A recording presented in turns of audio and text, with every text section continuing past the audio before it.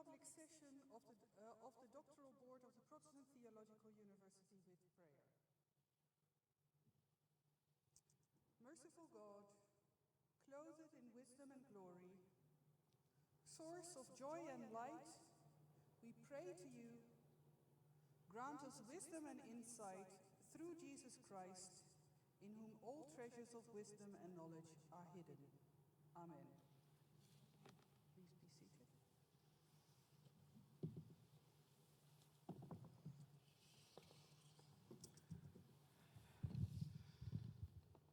I'm still slightly worried that I don't see the opponents online.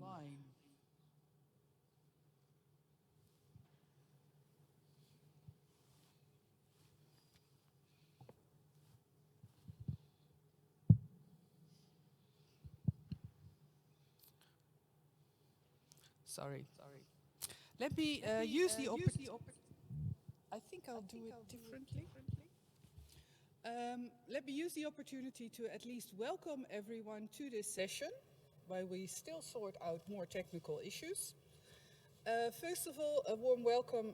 I hope at least that they are present with us on the live stream to your Charles's family and friends who are joining us from India and also Australia, I gather, and maybe different places in the world. I would also like to welcome some colleagues who are either here present with us or online.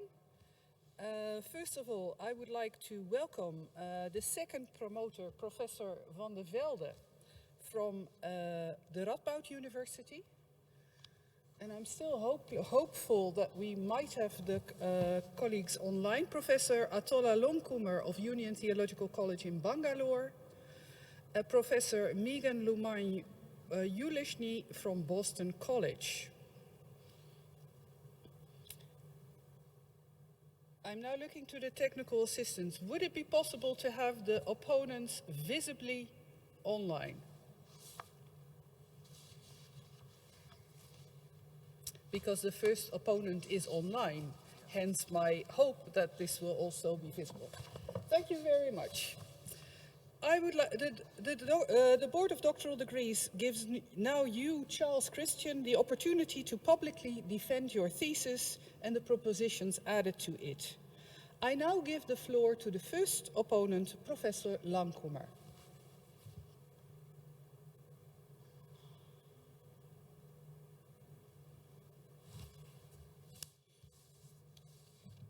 Mr. Candidate, I applaud you for arriving at this stage.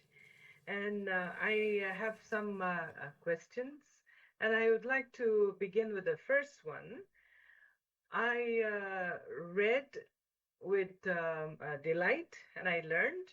At the same time, the dissertation used very profusely modern terms such as non-Christians, global religions, Indian and Hindu, among others. I noticed that these very modern terms were used without qualifying with post-colonial sensitivities. And as you would know, these terms are in themselves rooted in colonial classification framework. As the dissertation stated right in page 5, that it seeks to chisel out a theology of nature critically informed by the postmodern, post-colonial approaches. So my question then is, why post-colonial rendering to the very modern terms have not been applied? My contention is that the distinctions and particularities are very critical in developing contextual theology or contextual theologies. Thank you. Highly learned opponent. Thank you very much for asking this very pertinent question. I agree that the intention and the motive behind this research is to chisel out a theology of nature that has been informed by post-colonial framework, post-colonial approaches, and postmodern approaches. There are hints I have made in this research. For instance, the definition of religion, which in the beginning I have mentioned that there are issues with how I'm sorry, there is some, should I continue? Because they cannot hear me, I think. I'm just checking. The people online cannot, the colleagues online cannot hear you? Okay. The colleagues online cannot hear you, no. I see no. Okay, what I will do then is, I hope this can be sorted out. For the moment, I will continue with one of the opponents here present, and then they can hear me. Can you hear me? No? Obviously not. I will continue with one of the opponents here present, so that we hopefully can sort out the audio problem. I'm sorry. I'm really sorry. I know that this is difficult, a difficult moment, and then have these technical issues is really problematic. I would like to give the floor to Dr. Klaas Bom, who is representing the voice of Professor Varghese John, who unfortunately could not be present today.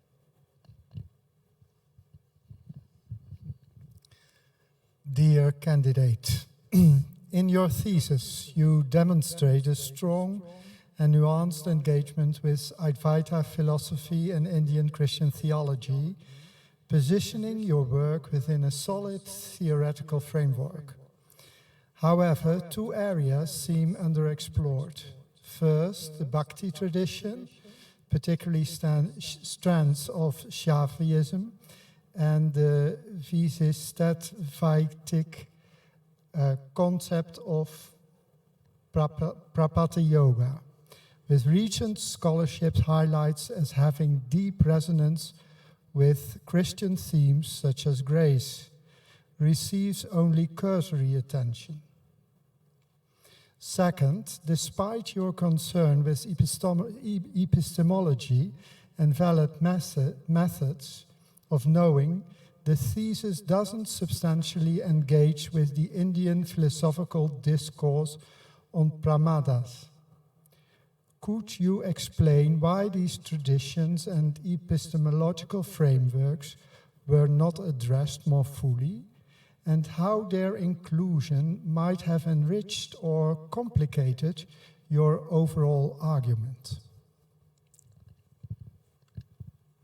Highly learned opponent, thank you for this relevant question once again. I will try to answer both. First, the first question that you inquired. I think what I have done in my research, when I began my chapter on interreligious dialogue, I laid out the historical contingencies that has given reason to the popularity of Advaita.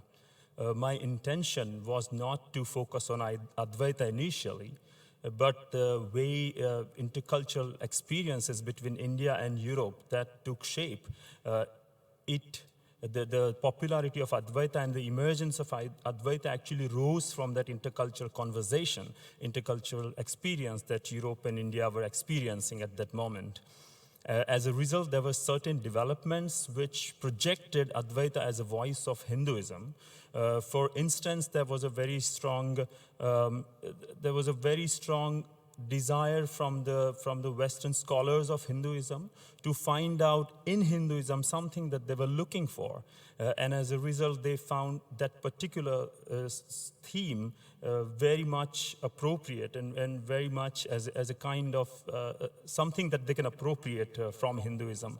What I'm hinting at here is the fact that that what Paul Dusson, one of the Orientalists, mentioned in his book, when writing to Indians, he would say that Immanuel Kant's the natural understanding of nature is so much in line with Advaita that both of them seems to be leading to the same conclusion. And that's why there was that this idea that India and West are together on a path to finding out the true nature of reality. This is one example. Along with that, you can also, in my book, I mentioned about quantum mechanics, which was giving the idea of nature as something that is very complex, but also very much interconnected. And this idea of work really well with Advaitic notion of reality, which was not a notion without God, not a nature that is absence, where God is absent, but nature where God is present. And therefore, it's a very interconnected universe. So when I looked at Advaita and began to engage with Advaita, it was from this very historical context that I pick up this debate. And I have also mentioned in my research that because of these historical contingencies and the way history developed and the way intercultural encounters happen, several traditions within Hinduism itself were drowned out from the discussion, from the table of discussion. For instance, Vishisht Advaita that you have rightly pointed out. There was a very interesting development, particularly with the voice of Aurobindo, where Hinduism experiences a different eschatology, which comes really close to Christianity. And there are absolutely very, very crucial insights and common threads running between these traditions within Hinduism and in Christianity, Bhakti tradition as well. But the point that I have made in this research is that because of these historical contingencies, Advaita was the voice that Indian Christian had to engage with. The cultural landscape of India, modern India, was permeated by the Advaitic theology, and therefore Indians were constrained to engage with it. I've also pointed out, by the way, that there are other voices who have engaged with other branches of Hindu theology. I hope that answers the first question. Would you please let me know the second question, because I was... Well, you check your... Let me check with the colleagues online. Can you hear us now? Excellent. Okay. Despite your concern with epistemology and valid methods of knowing, the thesis doesn't substantially engage with the Indian philosophical discourse on pramanas. Could you explain why these traditions in epistemological framework were not addressed more fully, and how their inclusion might have enriched or complicated your overall argument?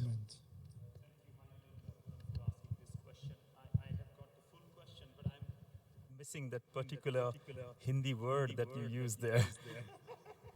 If somebody can help me. Ramana. Okay, thank you so much. Thank you.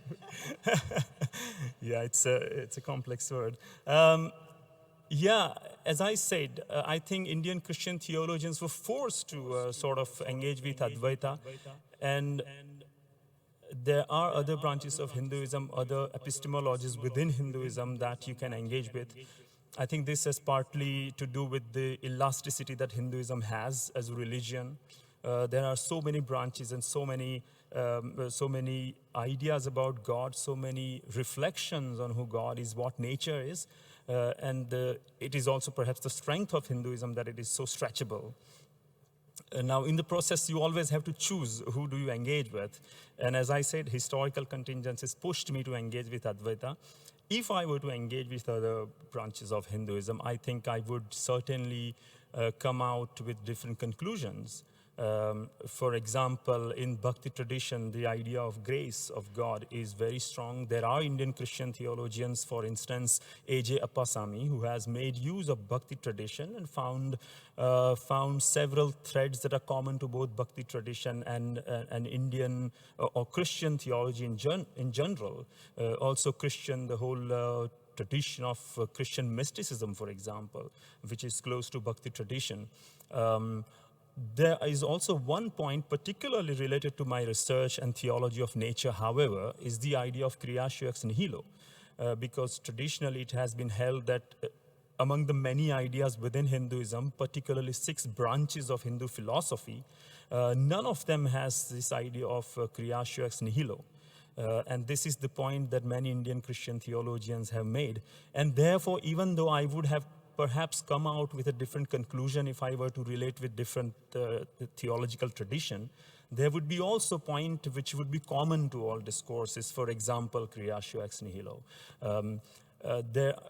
So for Indian theologian like Nehemiah Gore and Krishna Mohan Banerjee, they made a very specific case that creatio ex nihilo is a very unique Christian contribution in conversation with Hindu theology, Hindu philosophy, particularly in regards with the theology of nature.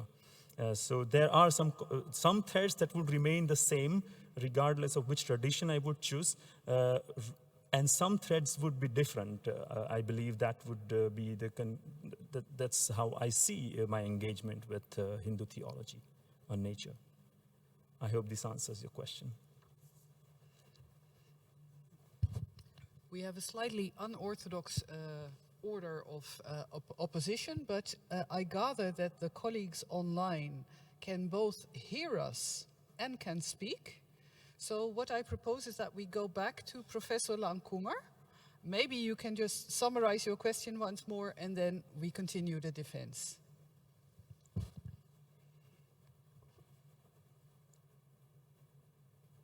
Thank you very much. I'm sorry the audio has been a challenge. Yeah, I think as you continue to use the term Hinduism in answer to that earlier question too, I think my question continues that why did you not apply the post-colonial reading or post-colonial critique on some of the terms, especially Hinduism, or even the term India itself? So, but since you are talking on Hinduism, maybe I would like to push a little bit on why do you continue to use the word Hinduism, which is itself a very modern construct. You have referred to Richard King, who, of course, I will come back to that later, but since you have referred to that work, I would have expected you to complexify the very modern term Hinduism. That was my question. Highly learned opponent, thank you so much for that question once again. And thank you also for summarizing it. You rightly pointed out that there are these notions such as Hinduism, religion, science, these have very modern undertones. I agree, and I also recognize that. While I began to write this research, I came to know about this problematics of using certain terms, Hinduism being one of them. And as you rightly said, I have been influenced much by the work of Richard King, Orientalism and Religion, and the way Hinduism has become a modern construct, so to say. I am aware that the term Hindu itself has been used in various ways. I am aware that particularly Arvind Sharma points out that there are many different ways word Hinduism has been used. As someone who has grown up among the Hindus, I have seen the term Hindu connected largely with the idea of duty. Or religion, and Hinduism has to do with doing your religious duty. Rather than any theological reflection on who is God and so forth. I'm also aware that historically the term Hindu has been connected with a geographical location, and that I'm aware that there are several postmodern thinkers who would say that Hinduism is a modern construct. However, I have pointed out in my research that despite this variety, it is really hard for me to, given the limitations, to engage extensively with who is a Hindu, because that itself is a question that is constantly being reflected upon and being discussed. So in my research, I did not have a space to point that out, but I did mention that this is, I am using the term Hinduism as as what modern Hindu thinkers themselves would use and what they would refer to when they would mean Hinduism. And for them, for many of them, for instance, Raja Ram Mohan Roy, Vivekananda, or Aurobindo, when they talk about Hinduism, Hindu theology is very important. And particularly because I myself take a theological approach to this research, theological notions become extremely important. I'm also aware of Richard Ninian Smart's definition of religion, and particularly how that applies to Hinduism. And yes, you rightly point out, these are all, there are problematics in using this, but I have, because of the historical contingencies, once again, and my prime interlocutors in my chapters on interreligious dialogue were modern Hindu thinkers. And so I deliberately made a choice to follow their understanding of religion while also theologically engaging with them. I hope in some ways I've been able to answer that question. Professor Longcomer, would you like to follow up on this? Or pose another question?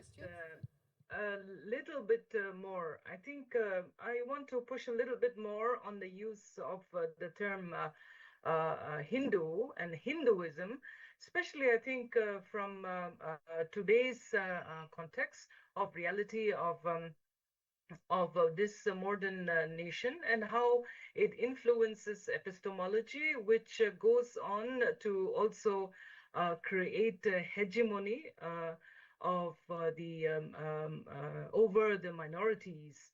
So I think a dissertation, which has been also, as the candidate says, has been influenced by Richard King's work, the Orientalists and their construct of Hinduism. Also, the dissertation does show signs of having read Geoffrey Odie, Imagined Hinduism, the work of Christian missionaries in constructing what we know as Hinduism. So I think when we are working out an Indian theology of nature, we have to be clear of these modern colonial classification, which marginalizes others and which homogenizes a very diverse region. And so I would like to push a little bit more on this. Why was Richard King's thesis of Orientalist construct of Hinduism was not applied to work out an Indian Christian theology of nature? Yeah, thank you, highly learned opponent. Thank you for pushing me and for asking this important question. Once again, to clarify my position, I am aware that there is a discussion and debate about the meaning of who is a Hindu. The debate also is, there are voices within Hinduism who would say that the construction of Hinduism is not necessarily a modern phenomenon, but also even if a notion that there is one single religion called Hinduism had begun to emerge right from 12th century. There are those voices, and there are voices that would say that no, it's a purely modern construct. And I am aware of that. I would also like to imagine that even though it's an imagined identity, it's an imagined community, Hinduism as a religion, or it's a modern construct. Regardless of that, I also feel that there are instances where Hindus themselves have been participants in constructing this identity. And therefore, there is Kapil Sharma's, for example, his research, as it argues in the context of science and religion, which my thesis is mainly about, that a lot of conversation about how Hinduism is related to science is not necessarily just it's a creation of Oriental imagination. It's more than that, where the Indian interlocutors themselves gave the answers to the questions that Western Orientalists were looking for. And there is also a new thesis emerging where both of them were in conversation, where the construction of science, religion, Hinduism was something that emerged in this conversation of two different groups. So I am a bit hesitant to say that it's a purely imagined community. And even if it is, there is this imagined community that has taken upon this identity, particularly during the modern times. You see Vivekananda and others that I have engaged extensively with in my work, they have taken upon this Hindu identity. I do understand that there are dangers in assuming this identity, which has come as a oppressive to the marginalized. I do understand that dynamics work there, but it is a choice purely I have made because I was forced to engage with, or I was engaging with modern Hindu theologians. But yes, I do take that as a very positive recommendation, and I would like to do that. Perhaps that part is missing. I acknowledge that, and yet at the same time I would say that because this would have also taken much more energy than I wanted to invest on that question as part of my research, because my research I wanted to go further and begin engaging with people like Vivekananda, and at some point I had to make a choice to take their understanding of religion and Hinduism to engage with. And that's why perhaps it gives an impression that there is not sufficient space given to that. So I take it positively. Thank you. Professor Longkom, with your permission, I would like to move to the next opponent. Perhaps there is time at the end, and then we will come back to you. Professor Julesny, can I invite you to continue the opposition? Thank you very much for the invitation to be here. Thank you to the candidate for this important work, and I really enjoyed it and learned a lot from it. I wanted to ask about ecofeminism, as this comes up in the thesis, in the dissertation. So the candidate seems to reject any sense of special suffering of women from ecological degradation. So, for example, on page 109, the candidate argues that natural disasters affect men as much as they do women. My impression is that this would not be denied by most ecofeminists, but that the point that ecofeminists wish to emphasize is the special vulnerability of women and children and the natural world, given the extensive reach and impact of patriarchy. In most contexts, women and children have significantly less power to shape their destiny and well-being compared to men, and are therefore more vulnerable than men to forms of suffering, especially ecological in this case. So I wondered if you could say more about why you make this argument in the thesis, and how important it is to your argument, and if you think it's important to acknowledge some of these special vulnerabilities of women and children. Thank you. Thank you, highly learned opponent, for this, once again, a very relevant, pertinent question that you've asked. Indeed, what you just said about women and children being more vulnerable to nature, indeed, to natural calamities, for example, indeed, that is the case. What I have argued against in my book is not necessarily as at ecofeminism at large, but what I have seen and what I have pointed out with the use of several resources and with use of several data, that to the abuse of or certain assumptions that are taken for granted, particularly in Indian case. So, for instance, I have pointed out that that it is often assumed that when it comes to ecological degradation, women are the first one to voice their concern. Now, there is a particular example that I have mentioned in footnote, which is that if there is a context where women are given leadership to take care, expecting that they would take care of environment better, there were instances in India where there was a conflict between caste identity and identity as a woman, or as a woman, and surprisingly, the caste identity takes precedence over feminist identity. And in such cases, the assumption that women has natural empathy for nature, and therefore they're ecologically more concerned, becomes questionable in examples like that. And when I took this look at this example, the argument was taken from that particular example and the assumption that lies behind it. So I in no way deny. In fact, in my research, I have taken ecofeminist insights on the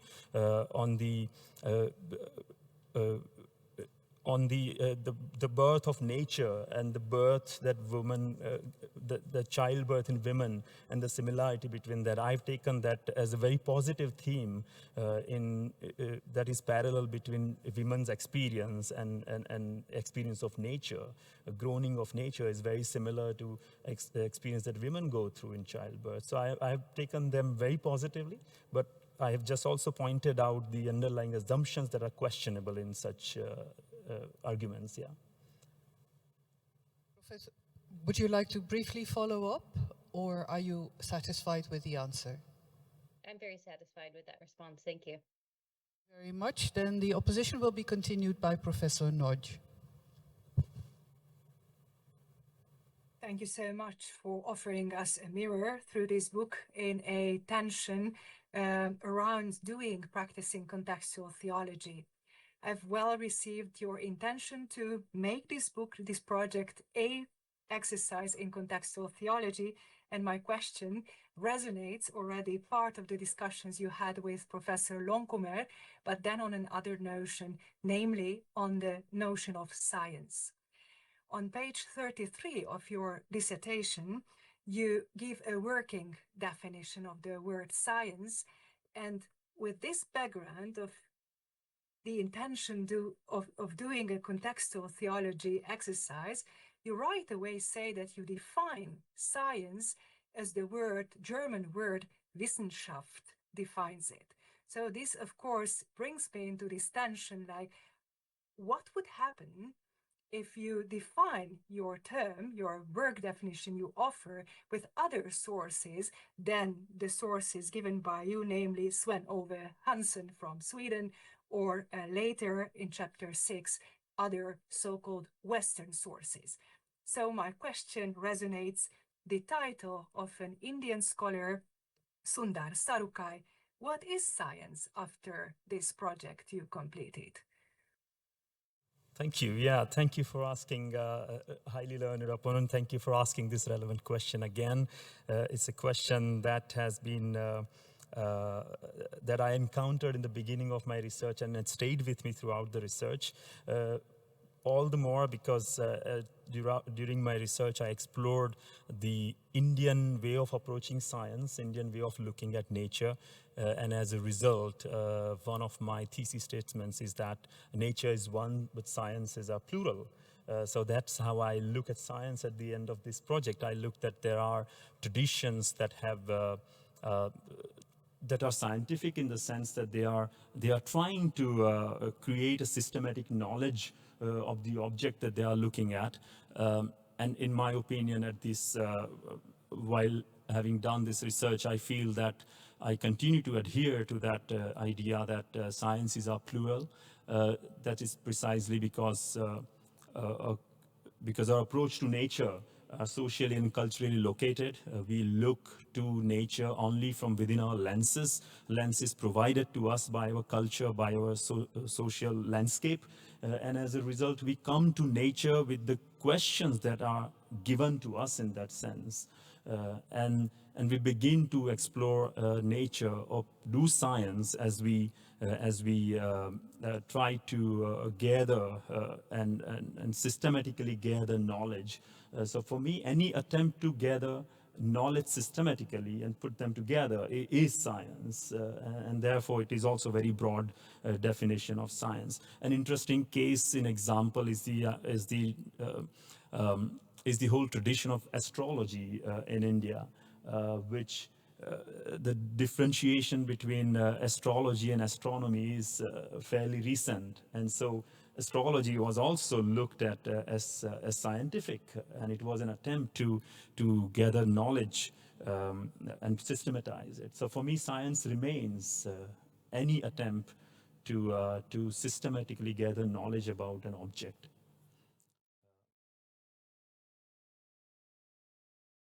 Would you like to briefly follow up on this, Professor Nodge? Yes, thank you. I see and hear the post-colonial or decolonial intention of working with this notion of science, also in your first thesis. Yet, let me just invite you to give us a little more reflection on it, because in chapter 6, you do not end or you do not finish with this idea of science is plural, but you quote once again these so-called Western, and I use the notion Western according to your own definition, these Western scholars, tons and numbers, with the provocative title, you distinguish between science, pseudoscience, and science falsely. So then that brings me back again to the idea of contextual building towards a contextual idea of understanding of science, which perhaps goes beyond these modern categories where the truth claim is so central to. Highly learned opponent, thank you for this follow-up question. I do believe, as I said, that my definition and understanding of science is influenced by post-colonial and post-modern approaches, including the works of Sandra Harding, who asks a difficult question, who's science? And therefore, there are multiple sciences. I continue to adhere to that position that there are multiple sciences. Towards the chapter 6, when I have begun to talk about science, I do also use it as in modern science, where the question of truth claim has become central, precisely because although there are sciences, there is a continuous conversation between sciences going on, and one of the points that I make in my research is that from the point of modern science, there are also pseudosciences. Now, how do we define what is science and what is pseudoscience? Once again, that's a continuous conversation. There are arguments that pseudosciences themselves are a recent phenomenon where certain notions or failed versions of science are branded as or regarded as pseudoscience. And while this conversation is going on, I have also pointed out that even though I myself believe that there are many versions of science, my discussion goes in particular conversation with modern science and the assumptions that are underlying modern science. And my dialogue partner, therefore, in that particular case becomes modern science. And this is very clear when I look at chapter 3 on interreligious dialogue. Once again, the landscape is modern. Once again, the assumption that Hindu theologians and Hindu thinkers have is that there is one modern science, and Hindu theologians, Hindu thinkers begin to align themselves and engage in dialogue with this particular modern science. And so likewise Christians, when they talk about science, they do look at this particular modern science. And therefore, because of these constraints placed by my interlocutors, my dialogue partner there is modern science, and therefore I use the framework provided by modern science. That once again, the discussion, if I were to use the different versions of science, if that were to be an argument, perhaps I would not be able to make the headways into the argumentation as I have made in this research. And therefore, for the purpose of the research, for the aim and objective, I had deliberately chosen to look into the dialogue that is already going on between Hindu voices, Christian voices, and modern science, and therefore the limitations. I hope this helps clarify the position a little bit. Professor Nodge, with your permission, I would like to give the floor to the next opponent, Professor Wisse.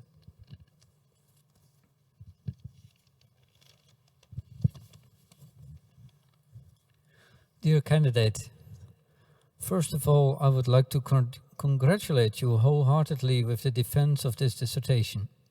It is a work that has a very broad scope, very scholarly approach to strikingly different fields, and makes an innovative proposal by combining these fields to something new. Excellent. But I'm here to ask questions this afternoon. So my first question you go along with Colin Gunton for your Trinitarian theology of creation quite a long way. In the end, you criticize him for putting too much emphasis on otherness in the Trinity. According to you, this is problematic in view of the otherization occurring in a post-colonial Indian context. Instead, you propose a model in which the person of Christ is the model for our view of matter. You see that, among other reasons, as a means for overcoming the otherization that occurs in Gunton's thought. Now, my question is, do you not turn matter into something divine, which has some distinction within God, but is fundamentally in the same category as God? So if distinguishing between God and the world in Christian theology is a matter of keeping a balance, a delicate balance, could one not say that what you do countering Gunton's authorization problem is on the other side making it difficult to really strongly say that matter is not God?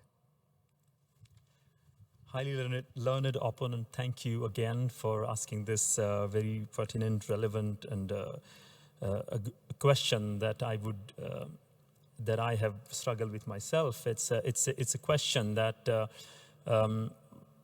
I would like to explore this as a journey. So when I began to read Gunton's work, Gunton was my window into Trinitarian thought. And when I looked at him, I realized that there are very important threads of argument that are similar to what I would like to say. And as you rightly mentioned, I do go along with Gunton quite a long way, and then part my ways at a certain point.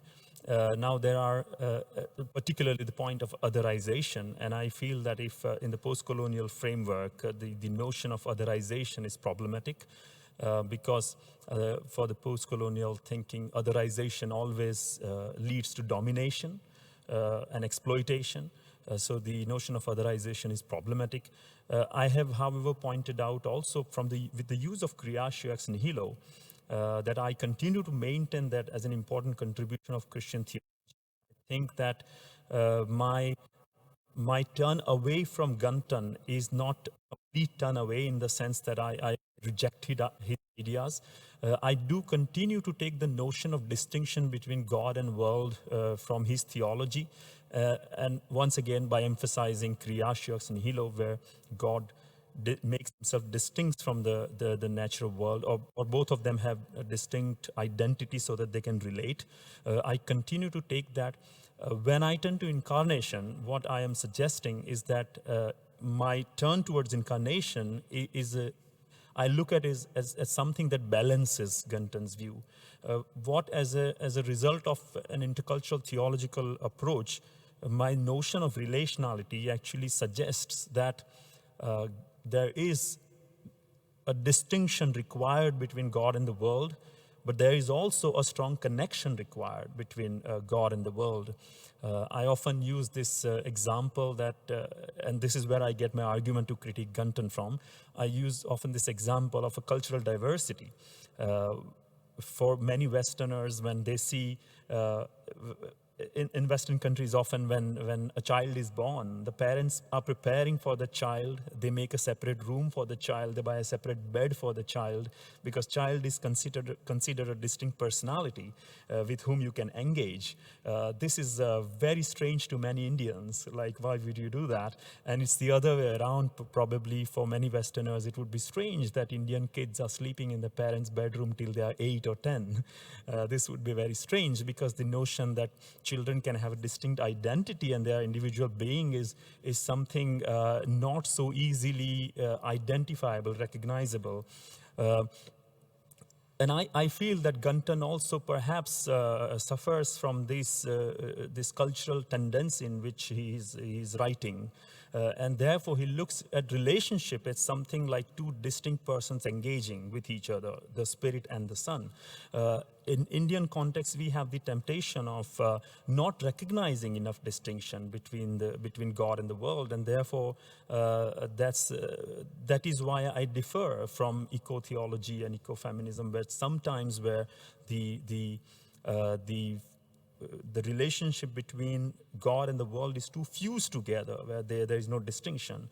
And what I am arguing in my research is that we need to avoid both these extremes, and true relationality is both where distinction is recognized, where otherization is recognized, and where connections are recognized. And to do justice to that, I turn to Trinitarian approach, which takes Gunton and ecofeminist longings both together, and eco-theology's longing together, of connections and distinctions together. That is what I was aiming at. Can I still? So when I understand you correctly, your hesitation about the authorization in Gunton is not like a kind of fundamental full-scale hesitation, but so you accept some kind of otherness within the Trinity. Certainly, thank you for asking that follow-up question. Yes, certainly, I do think that distinction between God and the natural world are extremely important. And in my earlier chapter on science in liberative discourses, I have pointed out that when nature and God are fused together, they can be exploitative. Generally, our impression is that when God, and that's precisely because it's a Western experience, when God is pushed out of nature, and there is no, the relationship is something where God is pushed out of nature, and therefore in the West we experience the temptation of atheism, where God is not there, he's pushed out of nature, or deism, whereas in India we experience something opposite, where God is too fused into nature, and therefore there are Dalit voices within India who are crying out for, or who are asking that God be pushed out of nature, because God is so fused, said that you are not able to study nature, investigate nature, because nature is God. God lives in nature. And therefore, the point that I am making is that too much of fusing of God and nature together can be as exploitative as distinction between God and nature. And therefore, we need both these approaches where God is connected with nature, but God is also distinct from nature. And I believe that Trinitarian framework provides that middle ground from where you can argue that God is distinct from nature and God is still one with nature through the incarnation. I hope Thank you. answers the question.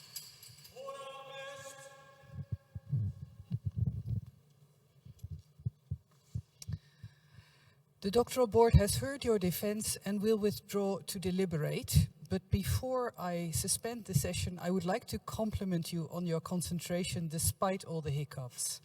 The session is suspended.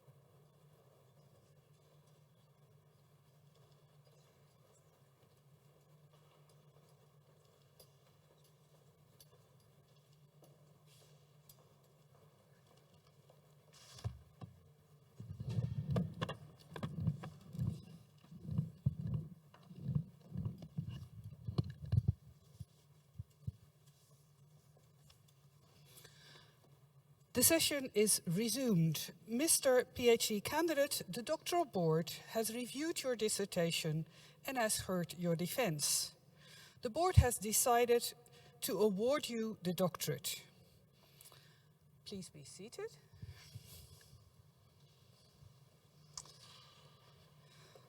I now invite Professor Benno van der Toren to confer this dignity upon you in the customary manner.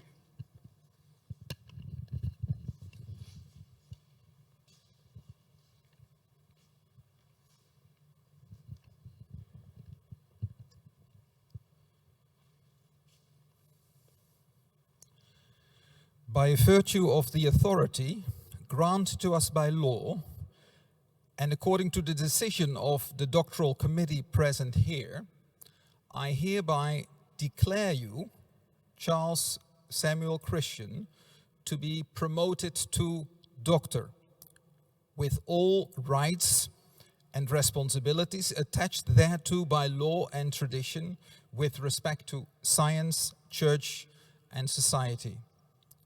As proof of this, I hand you the diploma signed by the rector and promoter and sealed with the great seal of the university.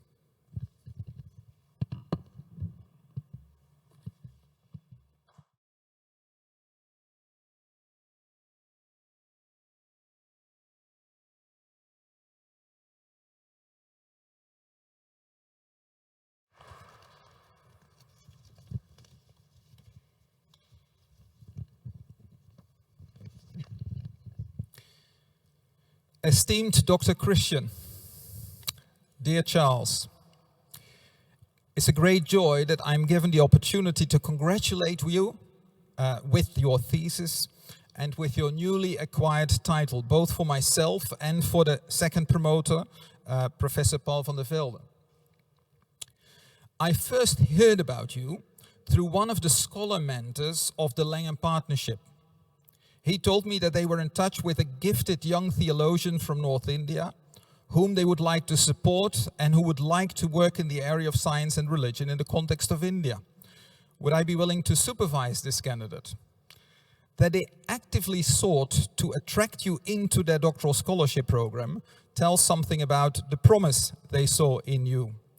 They had seen your gifts as a lecturer, as editor for a journal and publishing house, and as a state coordinator for the Evangelical Fellowship of India. In the light of our research in science and religion in French-speaking Africa, Klaas Boom and I were increasingly convinced of the importance of cultural and social context for understanding and deepening the science and religion debate. This was a great opportunity to explore that insight further in a different context. And I'm grateful that Professor Paul van der Velde was willing to become a part of the supervisory team, given his extensive and deep knowledge of the religious contexts in South Asia. We first worked together for a period of 3 months in a sort of personal initial graduate school, during which you prepared your research proposal. During that time, I discovered your ability to shape your own project and your skillful writing, about which Langham had already informed me. Sometime later, you came to live in Groningen with your wife Jacqueline and with Anaya and Hanan. It was a joy that your family spent the first months in the Netherlands living at the top floor of our house, so that we could all come to know you well. From the get-go, you were not only interested in academic opportunities in the Netherlands, but wanted to get acquainted with various aspects of Dutch culture, such as the bakfiets or the avondvierdaagse. I want to use this opportunity to also thank Jacqueline for the sacrifices she's given you and the support she's given you during these years of support for you and for your research project. Particularly because returning to student life in your 30s is not the expected life journey of the upcoming Gujarati middle class. Charles' final proposition is formulated as doing a PhD while parenting is hard. Parenting while doing a PhD is harder. This shows the seriousness with which you have taken your family responsibilities. Yet, knowing Charles, I think you could also have written, doing a PhD while parenting is a joy. Parenting while doing a PhD is even more so. In these years of study, you've given an outstanding proof of your ability to do independent research. Your project shows that you have contributed to the development of an Indian theology of the material world that is embedded in India's post-colonial context, interreligious discourse, and the search for liberation of the oppressed. With your Trinitarian theology of the material world, focusing on Jesus Christ as the God body, you have not only contributed to the development of a theology of materiality for your own context, you also contributed to Western theological discourse that is still grappling with the need to engage with a global context characterized by religious pluralism and systemic injustice. I believe that the importance of this thesis surpasses this particular theme you have addressed.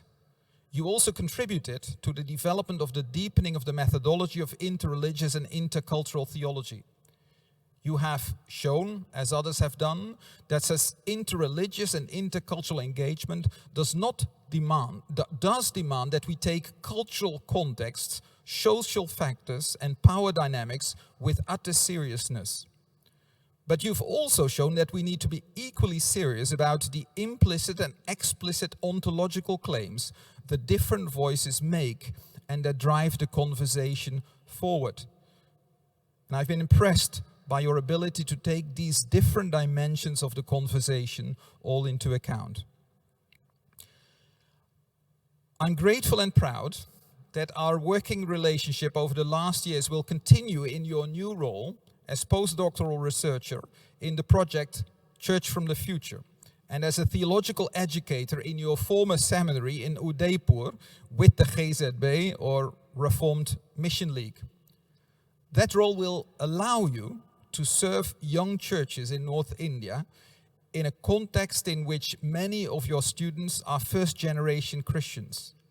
Interreligious and intercultural engagement will remain a continuous thread throughout your teaching. And I also look forward how the cultural engagement between North India and the Netherlands will help theology and the church in the Netherlands to deepen our confidence in the meaning of Christ in today's world. In this laudatio, I want to laud and thank you for the way your research and your ministry are an intercultural gift to theology, to the church, in these two very different contexts.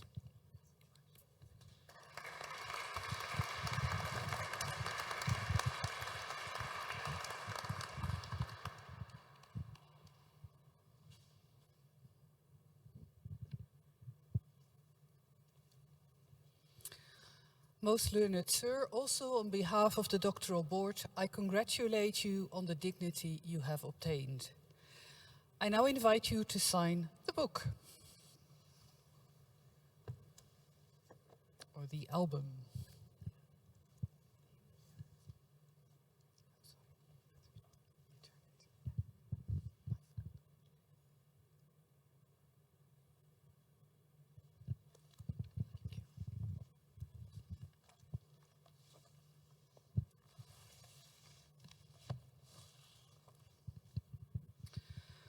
I will now conclude this session with the doxology. I ask all of you to rise.